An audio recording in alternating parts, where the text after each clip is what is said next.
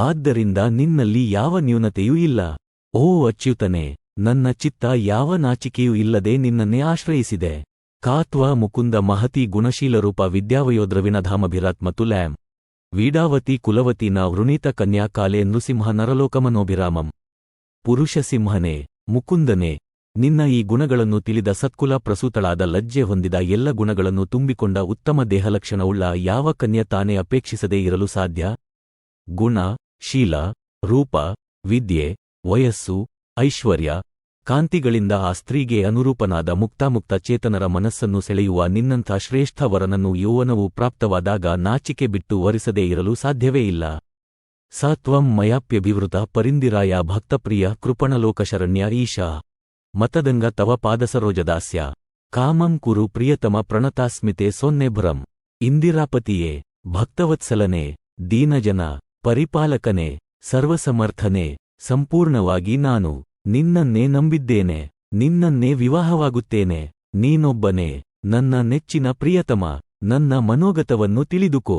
ನಿನ್ನ ಚರಣಕಮಲಗಳ ದಾಸಿಯಾಗುವ ಸೌಭಾಗ್ಯವನ್ನು ದಯಪಾಲಿಸು. ನನ್ನ ಅಭಿಲಾಷೆಯನ್ನು ನೆರವೇರಿಸು. ಭಕ್ತಿಯಿಂದ ನಿನ್ನ ಪಾದರಜಸ್ಸುಗಳಲ್ಲಿ ಬಿದ್ದಿದ್ದೇನೆ. ತನೇ ಭವಾನ್ ಖಲು ವೃತ ಪತಿರಂಗ ಜಾಯಾಮಾತ್ಮ 5 ರಪಿತಶ್ಚ ಭವತೋಸ್ತ್ರ ವಿಭೋ ವಿಧೇಹಿ ಮಾ ವೀರಭಾಗಮಭಿಮರ್ಶತು ಚೈದ್ಯ ಆರಾದ್ ಗೋಮಯುವನ್ ಮೃಗಪತೇರ್ಬಲಿಮಂಬುಜಾಕ್ಷ. ನೆಚ್ಚಿನ ಶ್ರೀಕೃಷ್ಣನೇ, ನಿನ್ನನ್ನೇ ಪತಿ ಎಂದು ಸಂಪೂರ್ಣವಾಗಿ ನಂಬಿದ್ದೇನೆ. ನಿನ್ನಲ್ಲಿ ಆತ್ಮಸಮರ್ಪಣೆ ಮಾಡಿಕೊಂಡಿದ್ದೇನೆ. ವೀರಾಗ್ರಣಿಯಾದ ನಿನಗೆ ಮಾತ್ರ ನಾನು ಸೇರಬೇಕಾದವಳು. ಪುಂಡರೀಕ್ಷಾನೇ, ಈಗಲೇ ನೀನು ಇಲ್ಲಿಗೆ ಬಂದು ನನ್ನನ್ನು ಕರೆದುಕೊಂಡು ಹೋಗು. ನಿನ್ನ ಪತ್ನಿಯನ್ನಾಗಿ ಮಾಡಿಕೋ. ನಿನ್ನವಳಾಗಬೇಕಾದ ನನ್ನನ್ನು ನೀನೇ ವರಿಸಬೇಕು. ಸಿಂಹದ ಪಾಲಿನ ಬೇಟೆಯನ್ನು ನರಿಯಂತಿರುವ ಆಶಾ ಪೂರ್ತೆಷ್ಟದತ್ತನಿಯಮವ್ರತದೇವ ವಿಪ್ರ ಗುರ್ವಚ್ರನಾದಿಭಿರಲಂ ಭಗವಾನ್ ಪರೇಶ ಆರಾಧಿತೋ ಯದಿ ಗದಾಗ್ರಜ ಏತ್ಯ ಪಾಣಿಂ ಗೃಷ್ಣಾತು ಮೇನ ದಮಘೋಷಸುತಾದಯೋ 5. ಶ್ರೀಕೃಷ್ಣ ಪರಮಾತ್ಮನೇ, ಇಲ್ಲಿಯ ತನಕ ನಾನೇನಾದರೂ ಸತ್ಕಾರ್ಯಗಳನ್ನು ಮಾಡಿದ್ದರೆ, ಇಷ್ಟಾಪೂರ್ತ, ದಾನ, ವ್ರತ, ನಿಯಮ, ಗೋಬ್ರಾಹ್ಮಣರ ಆರಾಧನೆ, ಗುರುಪೂಜೆ ಮೊದಲಾದವುಗಳನ್ನು ಭಕ್ತಿಯಿಂದ ಆಚರಿಸಿದ್ದರೆ, ಇದರಿಂದ ಭಗವಂತನು ಸಂತುಷ್ಟನಾಗಿದ್ದರೆ, ಅದರ ಫಲವು ನನಗೆ ಈಗ ದೊರಕಲಿ. ಈ ಎಲ್ಲ ಧರ್ಮಗಳು ನನ್ನನ್ನು ರಕ್ಷಿಸಲಿ. ಶ್ರೀಕೃಷ್ಣನೇ ಬಂದು ನನ್ನ ಕೈ ಹಿಡಿಯಲಿ. ಶಿಶುಪಾಲ ಮೊದಲಾದ ದುಷ್ಟರು ನನ್ನನ್ನು ಮುಟ್ಟದಿರಲಿ. ಶೋಭಾವಿನಿ ತ್ವಮಜಿತೋಹನೆ ವಿದರ್ಭಾನ್ ಗುಪ್ತಾನ್ ಸಮೇತ್ಯ ಹೃತನಾಪತಿಭಿಃ ಸಮೇತೈಃ ನಿರ್ಮಥ್ಯ ಚೈದ್ಯಮಗಧೇಂದ್ರಬಲಂ ಪ್ರಸಹ್ಯ ಮಾಂ ರಾಕ್ಷಸೇನ ವಿಧಿನೋದ್ವಹ ವೀರ್ಯಶುಲ್ಕಾಂ. ಶ್ರೀಕೃಷ್ಣನೇ, ನಾಳೆಯ ದಿವಸ ನನ್ನ ತಂದೆ ಸ್ವಯಂವರ ಇಟ್ಟಿದ್ದಾನೆ. ಎಲ್ಲಾ ಸೇನಾಪತಿಗಳ ಕಾವಲು ಅಲ್ಲಿರುತ್ತದೆ. ಶಿಶುಪಾಲ ಜರಾಸಂಧರ ಸೈನ್ಯವು ಮುತ್ತಿರುತ್ತದೆ. ಅಂಥಲ್ಲಿ ನೀನು ಆಗಮಿಸಬೇಕು. ವಿದರ್ಭ ರಾಜ್ಯಕ್ಕೆ ಬರಬೇಕು. ಕನ್ಯಾಶುಲ್ಕವಾಗಿ ನಿನ್ನ ಪರಾಕ್ರಮವನ್ನು ಕೊಡಬೇಕು. ಬಲಾತ್ಕಾರದಿಂದ ನನ್ನನ್ನು ಅಪಹರಿಸಬೇಕು. ರಾಕ್ಷಸವಿಧಿಯಿಂದ ನನ್ನನ್ನು ವಿವಾಹವಾಗಬೇಕು. ಅಂತಃಪುರಾಂತರಚರಾನ್ನ ನಿಹತ್ಯ ಬಂಧೂಂ ಸ್ವಾಮುದ್ದಹೆ ಕಥಮಿತಿ ಪ್ರವದಾಮ್ಯುಪಾಯಂ. ಪೂರ್ವದ್ಯುರಸ್ತಿ ಮಹತಿ ಕುಲದೇವಿಯಾತ್ರ ಯಸ್ಯಾಂ ಬಹಿರ್ನವವಧೂರ್ಗಿರಿಜಾಮುಪೇಯಾತ್. ರಕ್ಷಕರಾಗಿ ನಿಂತಿರುವ ನಿನ್ನ ಬಂಧುಗಳನ್ನು ಹೇಗೆ ಕೊಲ್ಲಲಿ? ಅವರನ್ನು ಕೊಂದು ನಿನ್ನನ್ನು ಹೇಗೆ ಮದುವೆಯಾಗಲಿ ಎಂಬ ಗೊಂದಲವನ್ನು ಹೊಂದಬೇಡ.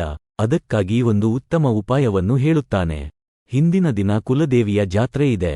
ಆಗ ಕುಲದೇವಿಯ ಆರಾಧನೆಯಲ್ಲಿ ನವವಧು ಎನಿಸಿದ ನಾನು ಪಾರ್ವತಿಯ ಪೂಜೆಗಾಗಿ ತೆರಳಬೇಕಾಗಿದೆ. ತತ್ಯತ್ಯ ಮಾಂ ರಥಪದಾತಿಗಜಾಶ್ವಯುಕ್ತ ಸಮೃದ್ಧ್ಯ ಸಾಲ್ವಮಗಧಾನ್ ಸಹಚೇದಿ ಭೂಪಾನ್ ಆದಾಯ ಮಾಂ ಸಹಚರಿಭಿರಥೋ ರಮೇಶೋ ಗೃಷ್ಣಾತು ಪಾಣಿಮುಪನೀಯಂ ಪುರೀಂ ಸ್ವಕೀಯಾಂ. ಶ್ರೀಕೃಷ್ಣನೇ, ಆ ಸಂದರ್ಭದಲ್ಲಿ ನೀನು ರಥಗಳು, ಪದಾದಿಗಳು, ಇವುಗಳ ಸೈನ್ಯ ಸಹಿತನಾಗಿ ಆಗಮಿಸಬೇಕು.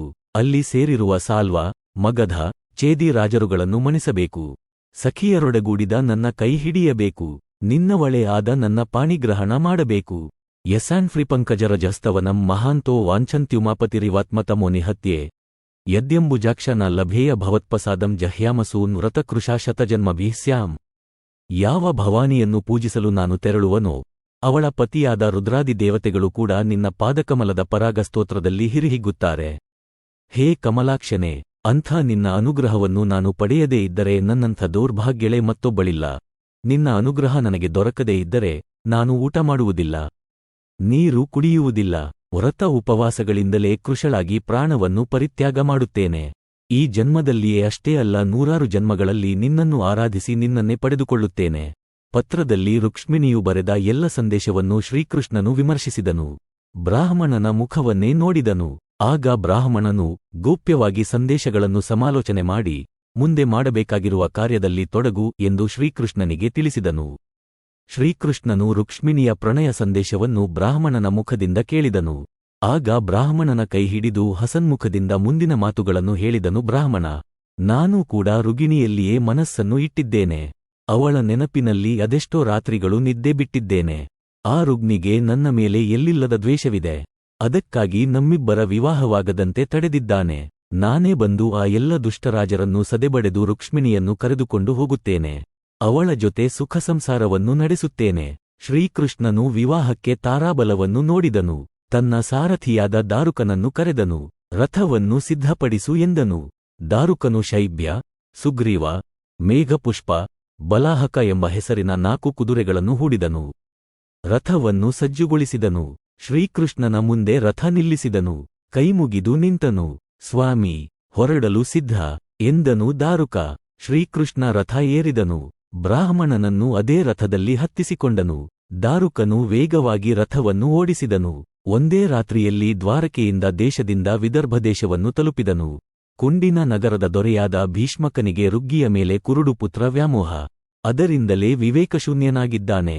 ಶಿಶುಪಾಲನಿಗೆ ತನ್ನ ಮಗಳಾದ ರುಗ್ಗಿಯನ್ನು ಕೊಡಬೇಕೆಂದು ಸಿದ್ಧತೆಯಲ್ಲಿದ್ದಾನೆ. ಪಟ್ಟಣದ ಮಾರ್ಗಗಳು, ಬೀದಿಗಳು, ವೃತ್ತಗಳು ತಳಿರು ತೋರಣಗಳಿಂದ ಶೋಭಿಸುತ್ತಿವೆ. ಬಗೆಬಗೆಯ ಧ್ವಜಗಳು, ಪತಾಕೆಗಳು ರಾರಾಜಿಸುತ್ತಿವೆ.